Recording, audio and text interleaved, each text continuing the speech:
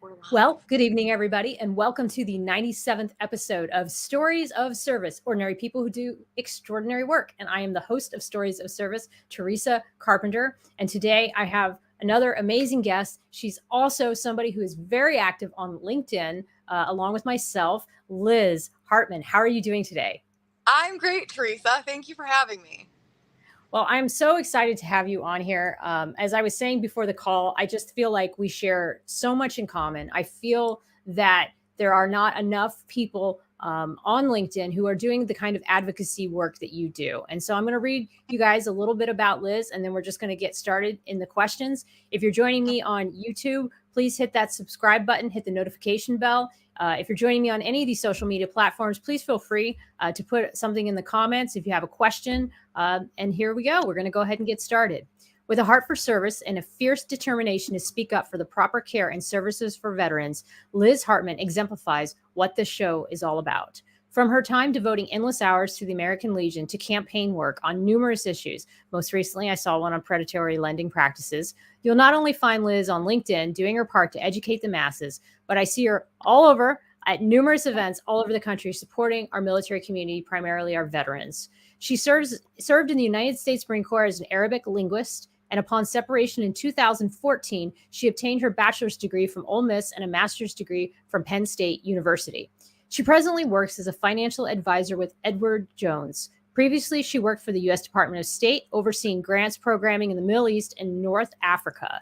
She presently serves on the board of directors for the New Bern Military Alliance and Allies for Cherry Points Tomorrow. She is a member of the Defense Alliance of North Carolina and Association of Defense Communities. She is a post commander within the American Legion and also serves as the National Foreign Relations Chairman and subject matter expert of the Camp Lejeune Justice Act. Welcome again. Thank you. I think we lost you for a second. Oh, there you are. Okay. I'm here. Sorry. I had to. No worries. Nope. Okay. But anyway, I just, like I said, so excited to have you on the show. And first off, I always ask people who have been in the military, and the majority of my guests do have military experience. And I always ask, what inspired you to join the military, and where did you join out of? Oh, great question. So I was doing nothing with my life, and I was in school. So it was my third year in college. I was a junior, and I was like, this just isn't going anywhere. I was in a community where a lot of people they didn't make the best life choices. And I wanted to separate myself entirely. And the military was the easiest way to do that. So I went to a joint recruiting office in Akron, Ohio. And I walked into the Marine Corps office because I was like, I'm going to be the best. And the recruiter was in there and he was like, I think you're looking for the Air Force. And from that moment on, I was sold. I was like, no, it will always be the Marine Corps. And that's why. Did you have to fight to become a Marine, or like because he tried to steer you in the other direction? No, I think it was just a genius sales technique that I will carry with me, right? If you tell a girl you don't like her, you're going to make the girl chase you more. It was so smart. He's like, you're looking for the Air Force, they're down the hall. And I was like, no, I'm not. I'm looking for the Marine Corps. And from that day forward, I wouldn't even consider anything else. That's awesome. So what were your first few years like in the Marine Corps? I mean, there still are not. There's barely any women. Of all those services, military, they don't have very many. They have, I think it's 10% in the Marine Corps. And so what was that experience like at first for you? I have such a unique story because I didn't do anything in the Marine Corps. I was med-stepped after 3.5 years. So I don't have like this really badass, cool fleet deployment combat story. But it was good. It instilled all of the qualities I think I needed to be successful moving on into the civilian sector, into the private sector. And I got some of my best friends from the Marine Corps. And that's why I'll tell everyone I meet, you should consider joining. I love it. And please don't downplay your military service just because you didn't do combat. I mean, one of the things we're going to realize now that we've had, the forever wars and we're now doing proxy wars instead, the idea that people have done combat or not combat, I just don't think separates people from the good ones to the ones that have really seen hard times. Because hard times, as we'll talk more when we get into trauma, hard times affects us all. Absolutely. And we really can't separate ourselves from those certain things. And some people who have had more resilience growing up in childhood are able to overcome combat trauma in a way that somebody who didn't have those childhood adverse experiences cannot. Yes. I learned the other day it's called like secondary trauma or complex trauma, where there's childhood and then moving forward. Yes, I have been posting about complex trauma. That was actually my diagnosis, among a few others that are more symptom related. But complex trauma is the cause, and it's the root. And complex trauma is a series of traumas that happen over and over again over a period of years. And people that have been subject to complex trauma often have the hardest time in the military, and that's why trauma informed leadership is so important, and something that I'm very passionate about educating more about, because I do believe that once leaders understand that a lot of times people are having a trauma response, I think they can be more empathetic to knowing how to care for that person. Absolutely. So get out of the Marine Corps. Now, okay, you did your 3 years. What did you land immediately with Edward Jones? How did that all come about? I floated around like a paper bag in the air, which I think is pretty typical, is what I'm learning for people in that first 1 to 5 years after separation. I knew I should go to school, right? Because they pay you. So go Right. use the GI Bill. The American Legion wrote it for you. Got my bachelor's, then got my master's. And then I had interned with the Department of State. So it was a natural fit when I was offered a contracting gig with the OS. And it just got to the point where I was overseas a lot. I had spent quite a bit of time in Israel, and while I loved it, I wanted just a wee bit more control over my personal schedule. Right. So I jumped to personal finance and came stateside. Okay. Also, guys, I have a bit of a cough. I do apologize. I've been sick all week, but I did not want to miss this conversation, so I may have to mute a couple times to cough. I don't want to cough into the microphone. So tell me a little bit about what it was like to work for the Department of State. I mean, that's such a unique position, and not a lot of people have done the foreign diplomacy. I've had 2 State Department people on the show, but it's still pretty unique. So I worked for a contractor, but it was an incredible opportunity, especially like my first after the Marine Corps, to go Marine Corps to diplomacy. Like, it was a good lesson for me to learn how to try to smooth my rough edges. It was an incredible opportunity because I was able to work on grants that were located in the Middle East and North Africa. That fit my background. It fit the Arabic. It fit the international studies. So it was a perfect stepping stone, and one I am forever grateful for. It helped me learn that professionalism that I don't think you get quite as much in the Marine Corps, right? It's very rah, rah, Right, rah. right. Yes, So yes. good for me. Yeah, exactly. I'm trying to talk longer when you start coughing. So yes, great time at Department of State. Wonderful, wonderful. Now, when you were on the board of directors of the New Bern Military Alliance and Allies for Cherry Points Tomorrow, tell me a little bit more about that. Was that kind of something that you were doing concurrently, or was that next? Yeah, so when I moved to North Carolina, I knew 0 people. Like, I literally knew no one. So I joined the Chamber of Commerce, and a lovely man, Ed Hughes, who is a retired Army Lieutenant Colonel, said, "You're going to join the American Legion." And I said, okay. And from there, these opportunities just presented themselves. New Bern Military Alliance works very hard to enhance the quality of life of Marines and sailors aboard Cherry Point. So they asked me to join the board. I said yes, enthusiastically. And then last year, ACT, Allies for Cherry Point, asked me to come on board. They, same thing, same mission. We're working to enhance the livelihood of Marines on Cherry Point, but we are also working very hard to educate the community about how important our bases in Eastern North Carolina are to everyone's livelihood. These industries just wouldn't exist, and they certainly wouldn't thrive if it weren't for our Marines and our bases. So that's our role at Allies for Cherry Point. I love it. Like, how are you managing to do this? Because now you're still also with the American Legion, right? At the same time? Yes. I have Jeff Laguerre is my office administrator. Shout out. He is a master at what he does. He always makes sure the calendar is organized. I'm a little obsessive with my Google Calendar, but I love it. I think that's how I'm able to do it, with some helpful friends along the way. Now, are you able to do your job at Edward Jones in not in a traditional office? Like, are you able to do that from home? Yeah, so I have an office in New Bern. That's where I primarily work. You wouldn't believe it based on my LinkedIn post. But that's where I typically am. And then clients who are located all across the country, I will travel to see them, especially if they're located in DC or somewhere I'm typically at.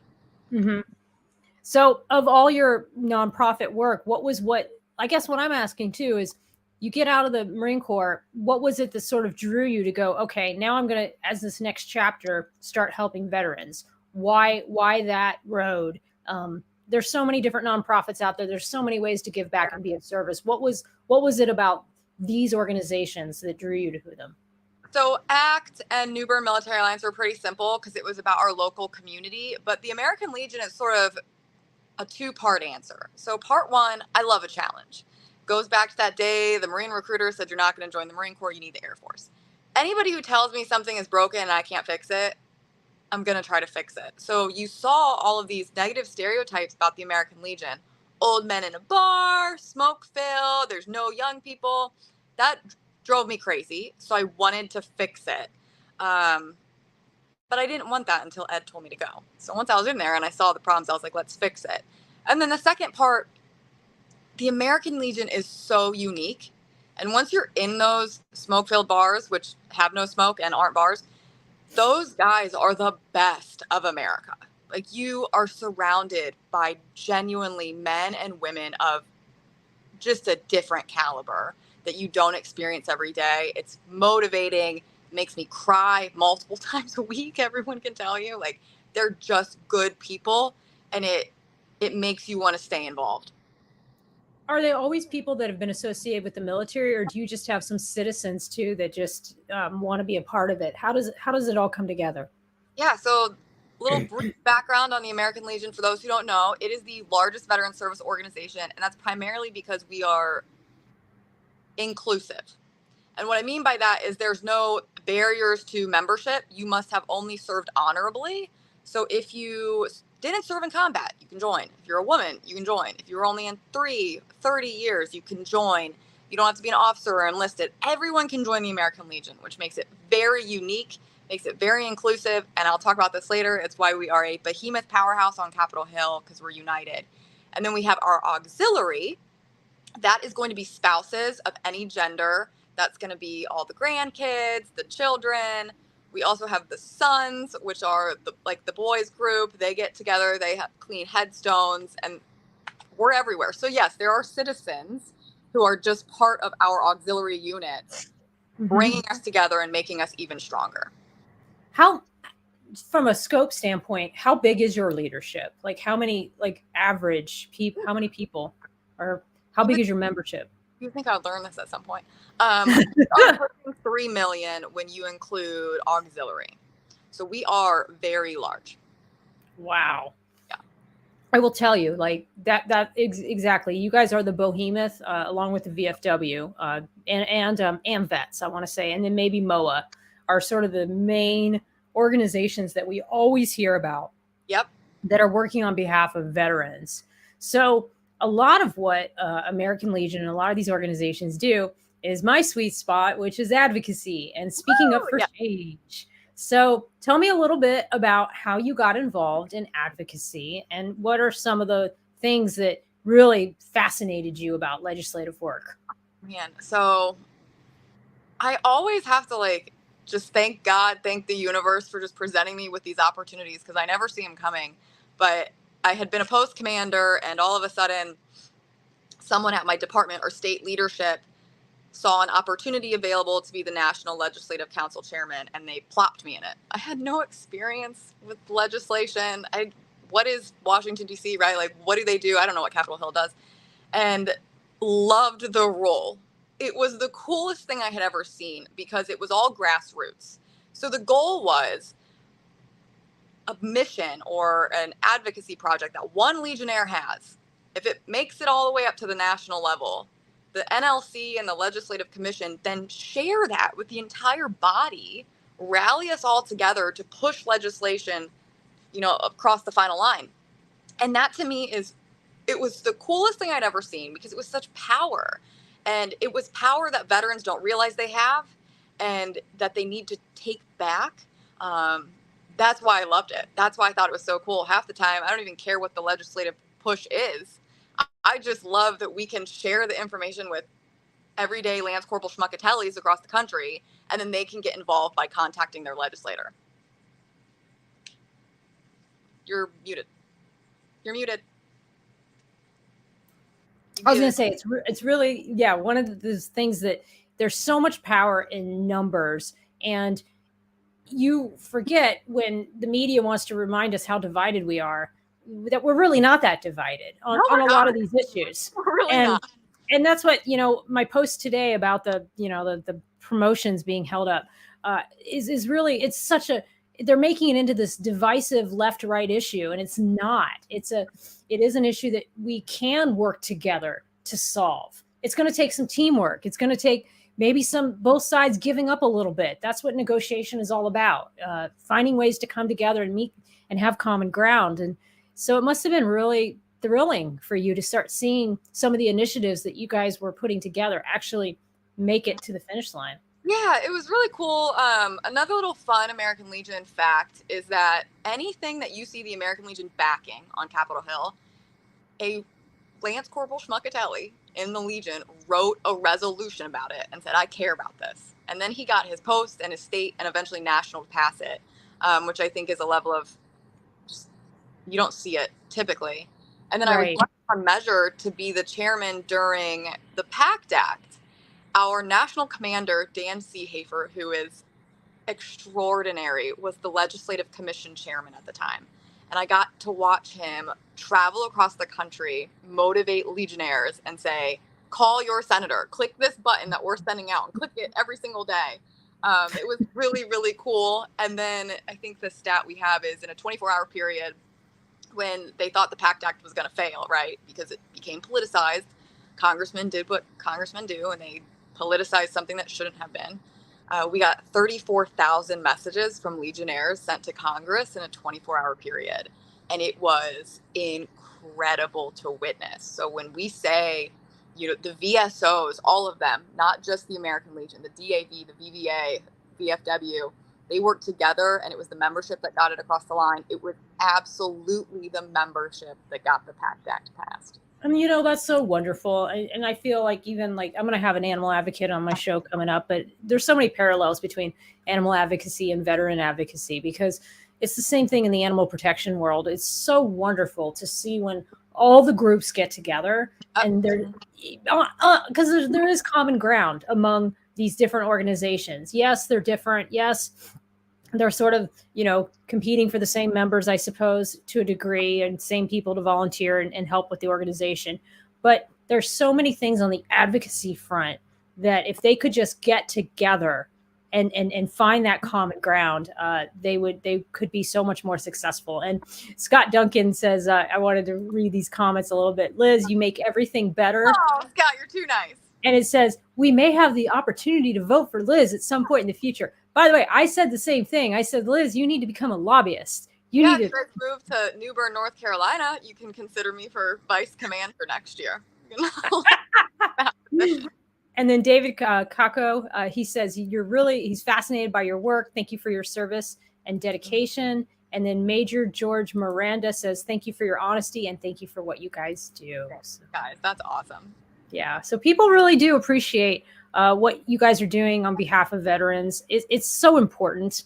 And, as Scott Mann always says, nobody's coming. I always feel like it's on us as citizens to band together and to end this divisiveness and really be one team, one fight when it comes to taking our country back, working towards more transparency, working to pass these initiatives. So tell me a little bit about what are some of the current bills that you guys are working. Well, we are actively working AAA, Afghan Adjustment Act, and this perfect to what you just said, right? Everything gets divided. Everybody suddenly becomes a Republican veteran or a Democrat veteran. We all agree that our Afghan allies were abandoned in Afghanistan. Absolutely. We also agree that there are Afghans who do not have a path to permanent citizenship in the United States right now. And simultaneously, we all agree the United States should maintain its national security. So we all know that. Every single veteran, every single active duty military person agrees that We should defend our allies, give them that means to permanent citizenship. So it's time that politicians put aside the partisan games, and it's time they stop politicizing this issue, which we all agree on, and come to the negotiation table and sit there until they get it through. Because now it's 2 years later and they've come up with nothing. So that's one. Yeah, and I think that would go a long way to end that moral injury. I mean, we haven't even solved the idea that it was very much glossed over how disastrous the withdrawal was. And all we've done is say how great it was and how wonderful it was. We got all these people out, but obviously we didn't get all these people out, and they're in limbo. Yeah, you bring up something that really frustrates me about the current state of American politics with the withdrawal. Having someone get on television and say, we screwed up, it is going to haunt me until my dying day that the decisions made resulted in the loss of lives of our Marine soldiers and sailors. That would go so far to solving the problems that we have, the traumas that we've experienced. And it's like we've reached this point in politics where politicians refuse to acknowledge when they're wrong. And it's realistic. We mess up every day. Oh, an apology would go such a long way, in my opinion.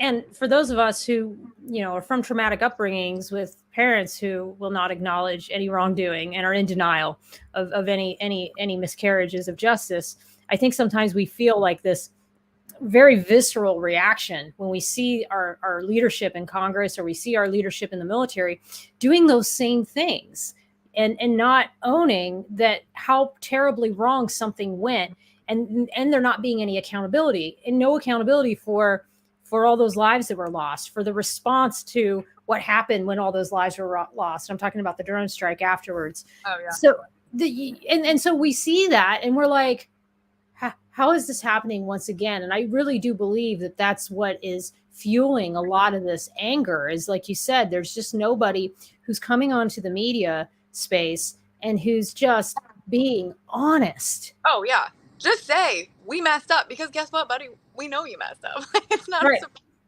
And this is how we're going to fix it. This is how we're going to rectify the situation. We're going to pass the Afghan Allies Adjustment Act.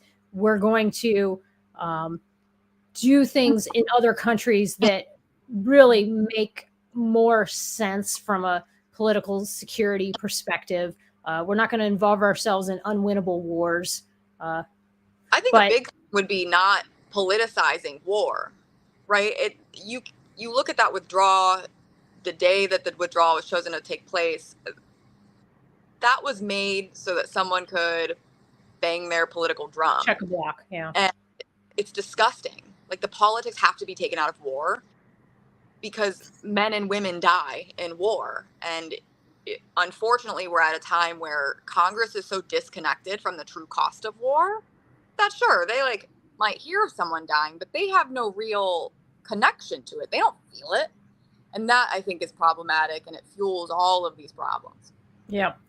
No, I agree. I mean, there was a really good article the other day from General McChrystal.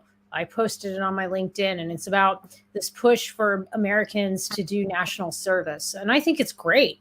I mean, I think that was a great the call to service. It's an amazing idea. I mean, what a great opportunity for young men and women right after high school to go work in our hospitals, go work in our prison systems, go work in the military, what have you. But my fear is that no one's going to want to do this if they see no accountability for Afghanistan, if they see botched up command investigations, if they see a military justice system that doesn't deliver justice. When they see those things happening, and they see a dysfunctional Congress that can't, they can't prevent itself from getting shut down, then people aren't going to want to put their faith in something that could be so amazing. Their lives on the line, like their physical bodies will now be put on the line because of these children that can't do their jobs properly. Right. And so I think that that is one of those things where it really comes down to us as the citizens. And I believe that the veterans and one day the active duty, like myself, more of us will step up and stand up, because I remind my active duty friends all the time that they have freedom of speech and that they have a voice. And if enough of them were like, wait a minute, I fall under the First Amendment too, and I don't have to be on the promotion shopping block just because I want to have a voice and I want to, advocate in Congress. I can do that in my off-duty, unofficial capacity and still be within all the regs. And if my leadership doesn't like it, so be it. That's a fight worth. Learn those regs, so that way Right. you can confidently go forth and advocate, knowing that you're not violating anything. Right. And I think it's unfortunate that we just the active duty are just so bought into the idea that they're just not allowed to have a voice online, or a voice in Congress, or a voice to basically fight for change. And so I just admire so much of what you're doing, Liz. Has it been tough for you to get your fellow demographic, age group, or peers around you involved in the same way? Oh. Yes and no. I've been blessed beyond measure at Post 539, the greatest post in the American Legion. We have a really young board now. My finance officer is my age. My district commander is only about 10 years older than me now. So we are getting younger. I think really explaining to the younger demographic that there is power in numbers. I heard the other day that there's about 47,000 different military or veteran service organizations, or NGOs, or not NGOs, nonprofits. And it makes me panic, because 47,000 different organizations. Imagine if we all, like you said, came together and worked together as one. Congress would be shaking in their boots. They would be terrified of veterans, as they should be. And so that once we were able to explain that message to the local veterans, they were like, heck yes, we have this really cool mechanism to lobby Congress to advocate for what we want. They started joining. And I want everyone to know, it's not to say that you shouldn't join other organizations. I love the Fallen Outdoors. I always post about the Fallen Outdoors. They're an incredible nonprofit that gets veterans outside hunting and fishing. So join them all. I just think there's real power when we unify as one body. That's when the real work gets done. Right. It reminds me a little bit of what Ryan Sweezy's doing with the Walk the Talk Foundation. He's joined like a coalition of different whistleblower organizations. And I really think I actually posted on one of Scott Mann's posts about this too. I said, why isn't Jocko and Sean Ryan and all these podcasters that got these veteran podcasters that have these huge followings? What would happen if they all banded together and agreed on the same legislations and said, the cool part for you is that exists. So if you look at the most recent stuff, you'll see frequently out of Washington, D.C., the VFW, MOA, VVA, American Legion, we sign the same letters. Save Our Allies. A letter just went out from the VFW about the Afghan Adjustment Act. We were on it. We are writing these letters to Congress together. To your point, it would be amazing if those podcast guys would start bringing attention to that, I would agree. Elevate the voice so that Americans across the country, veterans across the country saw it, rather than just this really tight circle in DC. Yeah, no, I agree. And I think that unfortunately a lot of those guys, and there's no harm to them, is that they have a very much of a business focus. Yeah. And I understand that, everyone's got to make money and put food on the table. But sometimes I do wish that they would lean more on the advocacy side. Because I just podcast for the national commander. Let the national commander share the message. I feel my God, Jocko's so gosh darn huge, and he's got not just the veteran community, he's got the Americans who admire him and follow him. I'm a fan of him. Absolutely, we all are. We all are.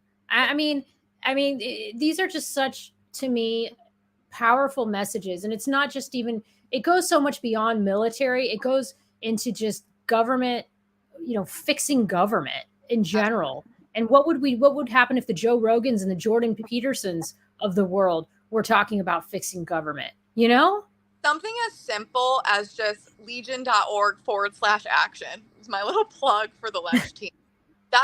It's one website you can go to. You can see all of our initiatives, and you can click a button and you can send it to your representative and your senators.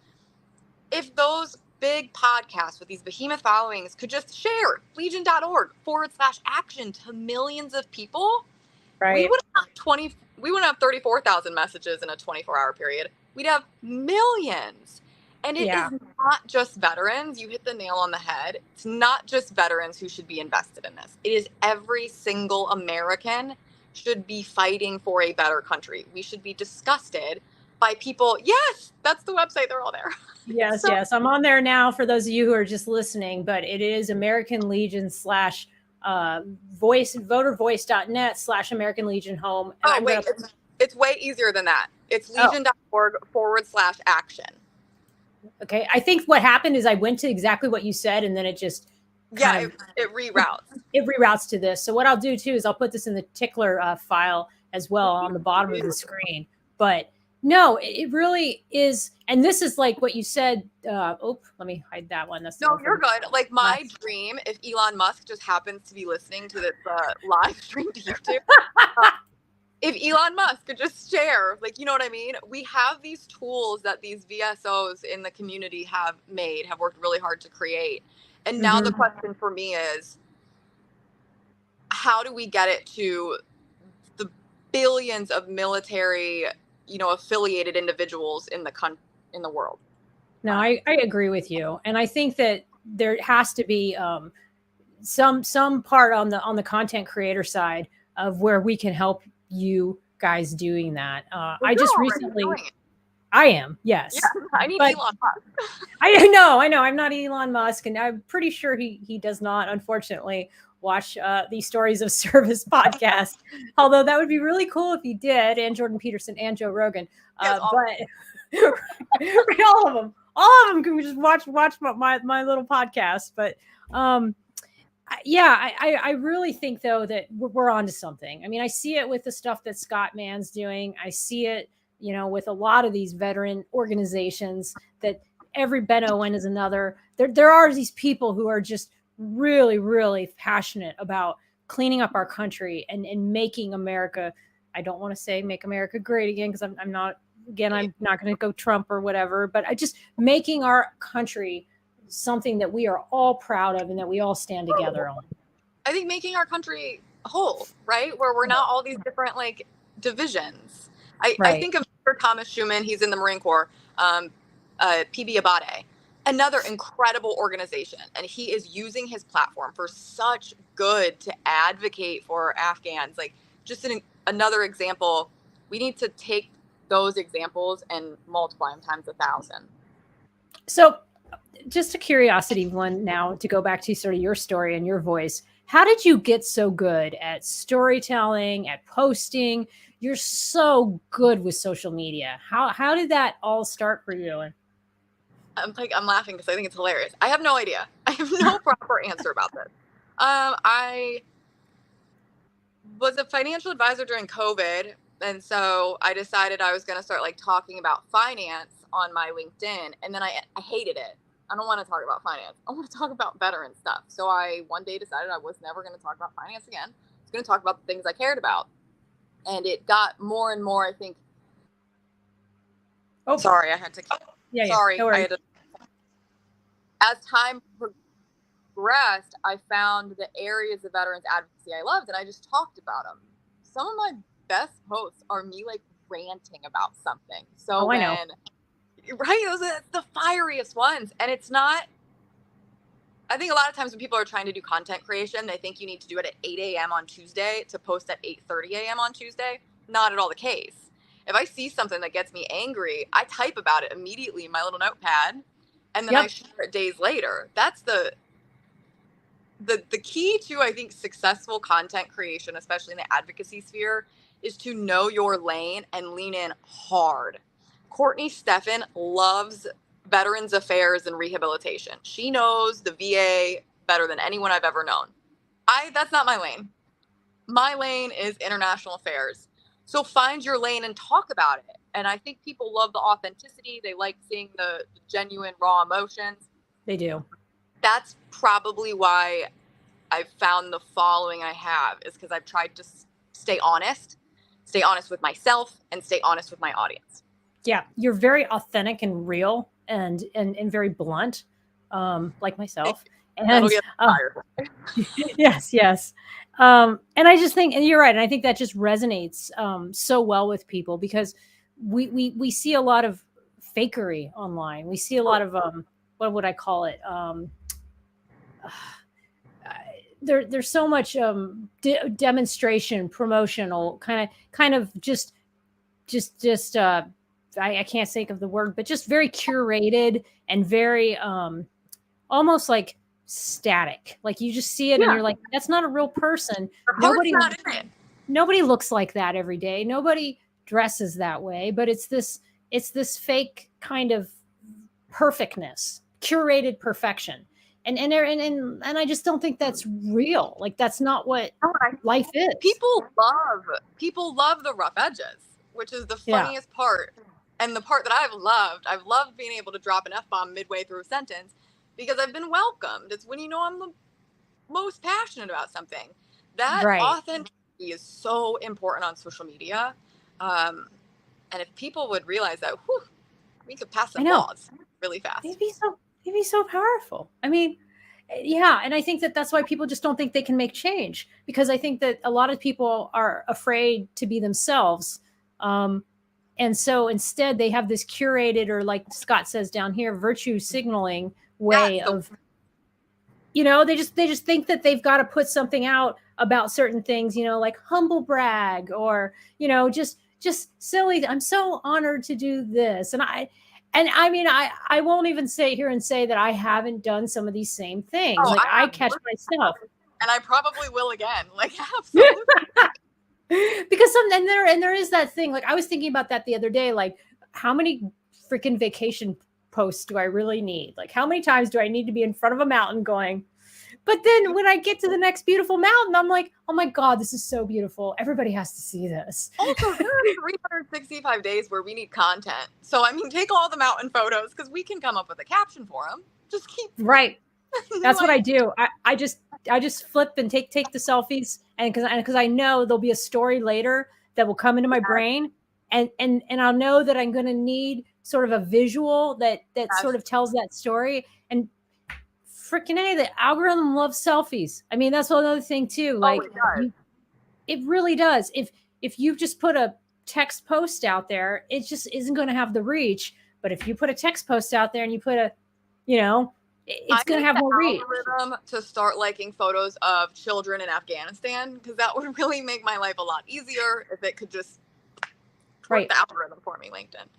But no, they because it wants you to personalize the message, and it wants people to connect with people. So you're really, when you're putting out your message, they're connecting with you almost as a brand, and so by extension, whatever you're passionate about, your audience will be passionate about, because they're passionate about things that you care about.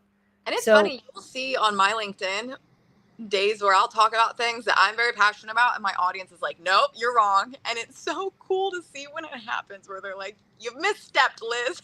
Yeah, I've had that happen too. I've had to take down posts. I've taken down one or two. I'm like, I let them ride. If we're riding this to the end. I took down one, and that was when I said that the White House press secretary was a diversity hire. That one I had to, and I still don't necessarily think late night rant that you typed up. Yeah. Was that one of those? It was one of those. When I saw it, I thought there was somebody else, John Kirby, who I thought he actually ended up becoming the foreign policy press secretary anyway, but I was told in the running for the job, and then she got the job, and I watched a couple of her press conferences, and I just thought she was weak. And I was like, why didn't they hire John Kirby? And I'm like, well, it had to have been because she was, and that was a really biased statement looking back on it, because I didn't really know much about her. I didn't know her background. And so I had to own that was really offensive to people who. Incredible that you owned it. I did. That's the big part there, is that you owned it and you acknowledged it. Yeah, I did. And so that's actually, I think, the only time I've done that. I've adjusted comments before. Oh, Joseph McGinnis says, I agree. She is probably a diversity. And I've had a couple people who did come back to me and say, yeah, I agree. I mean, there's actually a video clip where she doesn't answer any questions, and she just kind of darts around every single answer. That's one thing I love about John Kirby. I don't admire the way he handled the Afghanistan withdrawal and the way he justified what they did do, but I will say he's an incredible spokesman. And I mean, I know this. I watch spokesman's, on public affairs, and I feel he tells a great story. He's very genuine, and I just thought that he deserved to have the job. So that was my opinion. When your genuine opinion gets lost in translation, I think that's a huge frustration for you, the creator, when you have a thought you're trying to get out and it just is taken the wrong way. It was taken as though like, and really what my point was is that we shouldn't have people that get hired for diversity only, because what that does is it waters down people who are really qualified for the job, and it actually hurts minorities. If they know that there's other minorities that are only being hired because they check a block, let's say. And that was kind of what my point was. But man, oh God, the mob came after me. Funny you say this, because that's sort of how we first connected, was a post that I made about Women's Veterans Day, which I have raged against for 2 years, like and I will continue to rage. Women's Veterans Day, to me, as a woman veteran, is everything I fight against on a daily basis. The moment we start saying, I'm a woman veteran or I'm a male veteran, you've just justified saying I'm a Democrat veteran or I'm a Republican veteran. You've destroyed this mission of bringing us together as a whole, as a unified body. And so these days, which I think, in an office might have had very pure intentions, by the time they hit the streets, it's grossly manipulated, and it does one thing: it divides us, and it helps politicians push their BS partisan narratives, because now they know we're split and we're divided. And that's my frustration with these certainly gender-based recognitions when it comes to military and veterans. Yeah, no, that's a great point. And I too don't like it either, because I think it divides me from my brothers in arms. And I just think that I just think that we need one day that celebrates all of us, and we don't need our own separate day. Do we have a male Veterans Day? I mean, it's just. So it's funny you say that, because I think that's the implication that I see as a female veteran. If there's a Women's Veterans Day, does that now solidifies Veterans Day, November 11th? Is that now Male Veterans Day? So you just proved the whole point. You don't need a Male Veterans Day, because that's Veterans Day. So that's where I got really, really angry, and continue to get angry every single year when I see these women are incredible. And the moment we just demand that we're called a veteran, we'll be fine. Yeah. I would agree. And I think that it is getting better when it comes to that. I mean, used to be, if you posted about something like that, you would just get clobbered. But now I think there's enough women who also agree that it just doesn't serve our community to be divided. And I think the more we have initiatives that bring all of us together, the better off we are. And I think that anything that is going to distract from that or take away from that objective has to be eliminated. So tell me now, changing gears, what is next for Liz? Like, what is your current projects? Okay, so we've got AAA, and then we have AUMF, which is the authorizations for use of military force. That is another baby. So I'm the National Foreign Relations Chair, and anything that falls under international affairs, that's going to fall under my purview. So repealing the Iraq AUMFs that have been in place for over 20 years. Right, which basically allows the president to just unilaterally declare war, right, without checking with Congress. That's kind of how in my mind, how I see it. Okay. Yeah. That is well put. It allows him to send troops overseas without real checks and balances. The obvious problem with this is Americans should have a voice. Who knows better than veterans and their family members whether or not we should be going to war? So by repealing those, by making Congress, and I'm not saying we shouldn't have new AUMFs. I'm just saying Congress should have to come together and negotiate on timely AUMFs, not relying on ones that were passed 2 decades ago. It's disgusting, and it subverts the American people's wishes and wants and desires. Man, Liz, you got another one. Joseph McInnes says, Liz, are you going to run for office? I'm sure you hear this all the time I'm from running people. for vice commander of American Legion Post 539 because we have term limits. Oh my goodness. We have But term limits. they're talking about you running for Senate or representative or Yeah, that. that's really nice, guys, but I would get fired very quickly.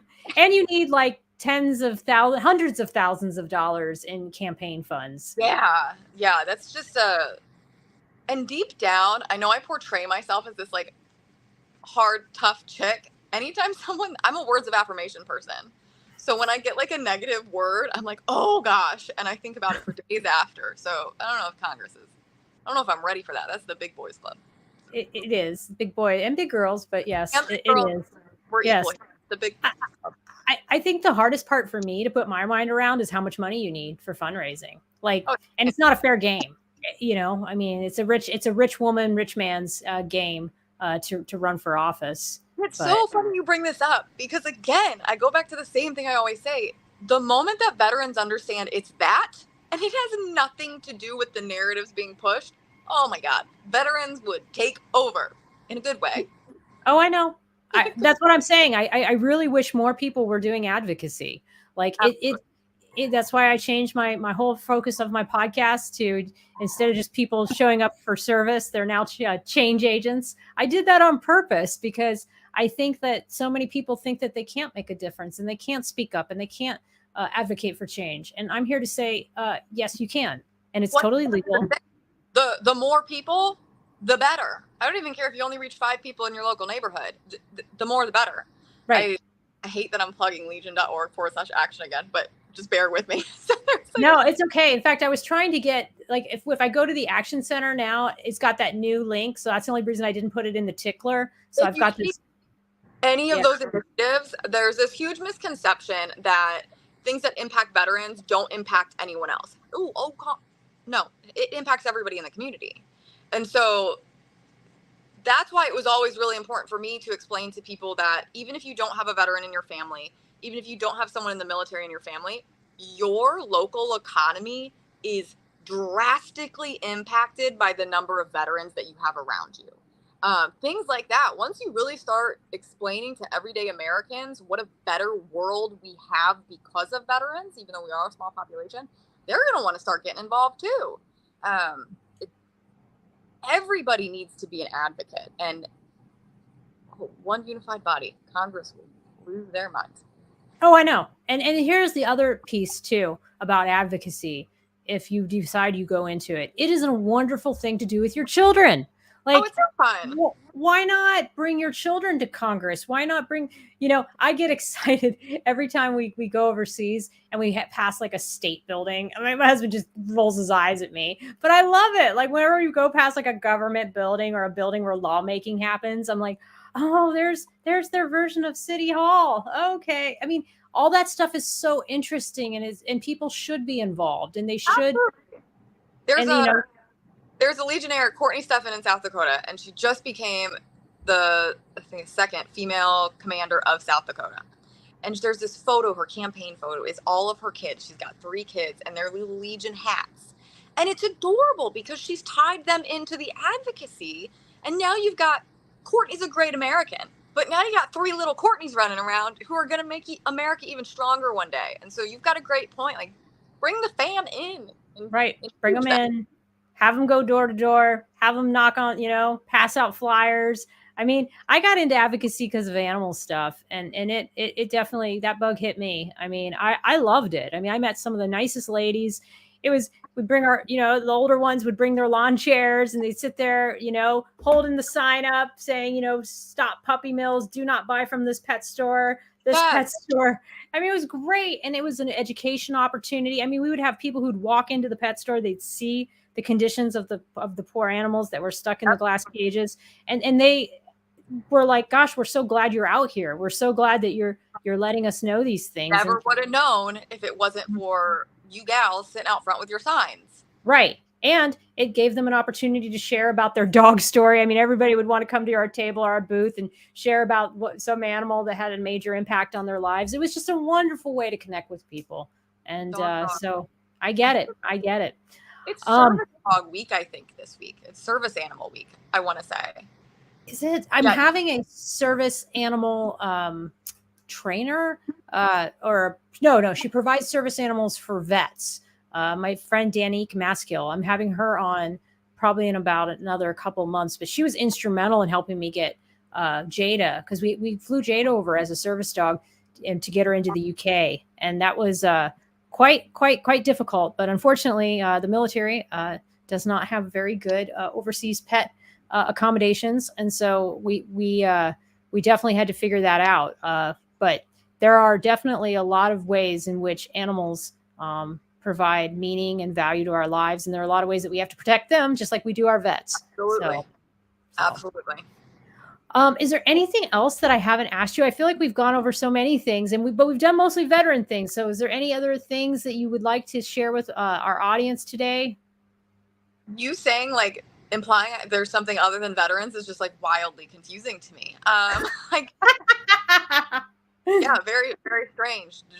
I would say just look for anybody who hears this, look for a veterans organization and join it. I branched out and I joined the Fallen Outdoors, and it absolutely changed my life. They're one of the greatest groups I've ever found. And quite frankly, I don't care what group people join, just join one and try to better the community around you. I just recently got on a group called Libo Risk. It's amazing. It's run by a marine photographer. If you go on Facebook, you'll see it, but it stands for Liberty Risk. And it's all about what? Libo Risk. Yes. Yes. Yes. Yeah. Okay. Exactly what we're talking about. Yeah. It's all about like ethical travel. Like she got me into this book called Overbooked, which got me into some other documentary about it. And I had no idea how oversaturated the travel industry is, and how hard it is from an ecological standpoint to manage tourism. But she takes vets on excursions, and she's building a whole company around this. So we do have a question from Jamie Bennett. Hold on a second. It says, how has your relationships with Fallen Outdoors impacted you? Man, I'm in a lot of spheres where I see people, I think they lose connection with who they really are. And they lose their touch. They're no longer in touch with their roots.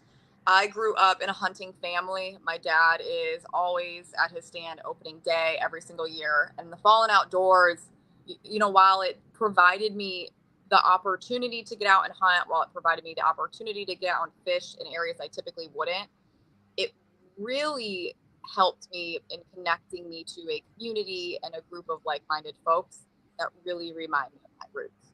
So that is what they did for me. They have a big, their Team Virginia, their annual banquet is this weekend, and I'm flying my dad in so he can go to it. So that's what TFO has done for me. It's just really down to earth people who like getting veterans outside. Being outside is something I don't believe is discussed enough. There is real healing therapy in nature, and you see guys who have experienced horrific, men and women who have experienced horrific traumas in combat, right? You get them on a boat or you get them in a stand, and you see it fall off of them. That wasn't my story, but it's been incredible to see TFO do that. And for me, it's reminded me of home. I love it. Absolutely love it. And I will say that, yeah, I mean, a lot of these organizations, they're just doing amazing things with the outdoors and with veterans. And you bring up the outdoors, there's meditation. There's like what I did with EMDR therapy. There are, and not to say that no medication ever is the answer, but I do believe that one day we need to move towards less pharmaceuticals and more holistic healing. And it's wonderful that there are organizations that are doing that. Yeah, Project Healing Waters is another one. I follow them on Instagram, and you get to see the stories of these combat veterans who go out and they fly fish, and from before and after, it's just incredible. And those are the stories we need to do a better job at elevating.